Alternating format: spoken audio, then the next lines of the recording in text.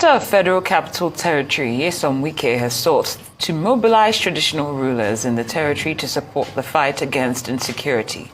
The minister made the appeal on Wednesday in Abuja during a security meeting with FCT Council of Chiefs and the chairman of the 6 area councils. He informed the traditional leaders that the FCT administration would continue to demolish shanties, which he says criminals were using as hideouts to unleash terror on the residents. Arise analyst Daisha Bwale joins us now to discuss this development, as well as what measures are needed to effectively incorporate the royal fathers into the nation's security architecture. Good afternoon, Mr. Shibwale. Thank you for joining us. It's a pleasure being here as usual. It's a pleasure to have you as well. Just wondering what you make of this call by Minister WIKE charging the traditional rulers to help in the fight against insecurity in the FCT. I think it's a very realistic and pragmatic call. And I think he knows what he's doing. Because this is a former governor who is now in charge of Federal Capital Territory. And security has become a profound issue. And look at the suggestions he made. They are very, very pragmatic. He's asking the traditional rulers to know the people in their area and call them together and form vigilante groups. And in doing that, he made a warning that they should not bring in people who are notorious for fomenting trouble or thuggery and things like that, in the hope that that will change them, because he said that will compound the problem. If you remember the issue of pipeline security and the use of militants to manage it, I think it's borrowing from that experience. And that brings to mind all what we have been talking about, involving the community in policing. Because the police, obviously, do not have enough manpower, intelligence, feedback to contain what is happening, especially in Abuja, with regard to the high rate of kidnapping. And as we talk even of Abuja, I will always be talking about Plateau State, because the governor declared the curfew there 24 hours ago, and they said 24 people were still killed during that curfew. So the problem is a nagging one, and we are talking of human lives. You see, it will come to a stage where we won't see the story on the Mangu killing of 24 people was tucked inside a small corner in a newspaper. Which means people are maybe getting bored in reporting that people are being killed. It is dehumanizing if you get to that stage. You don't value human lives.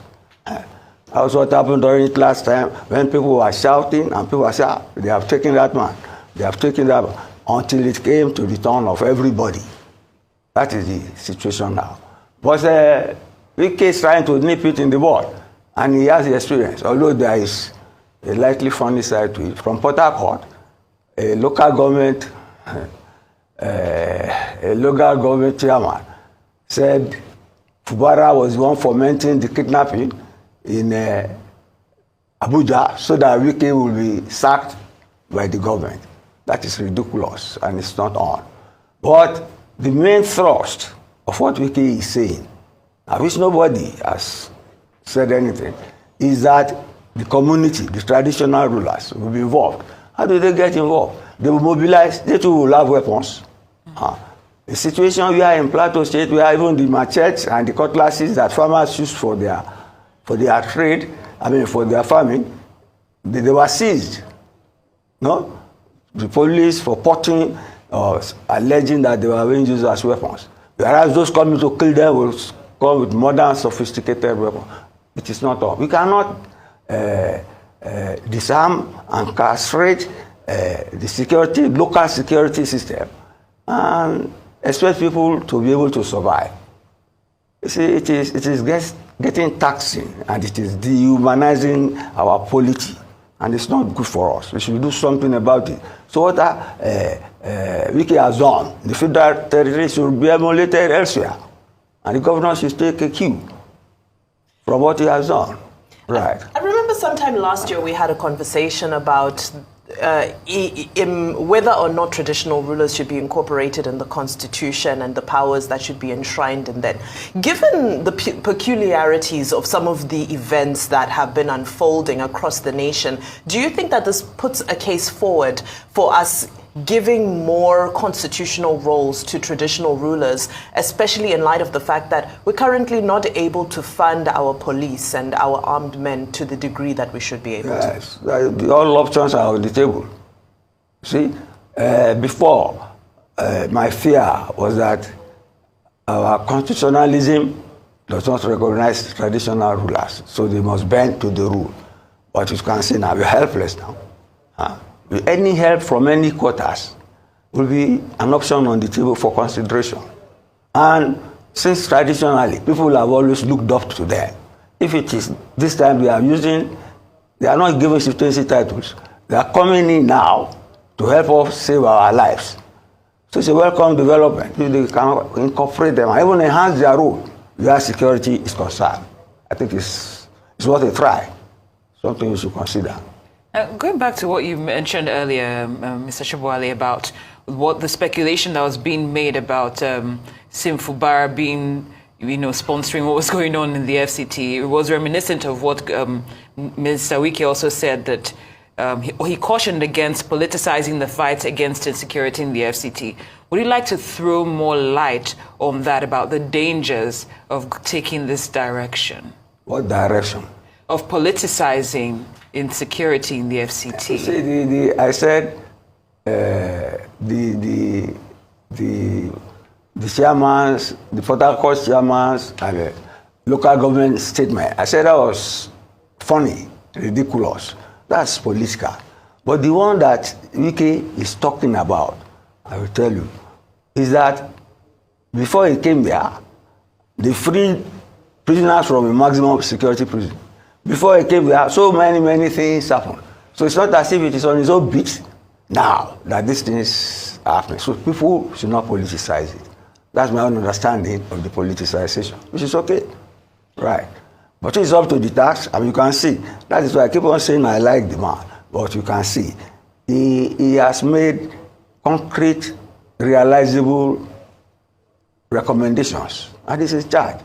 Although he even cautioned, he said he has made proposals to the government. They need equipment to monitor people and report people, and said they are not on the ground. But the president has approved, but it will take time to come. This is an interim stopgap measure that traditional rulers, people we see on the ground, should not be chief mourners, but they should help us to save lives. It's worth serious consideration.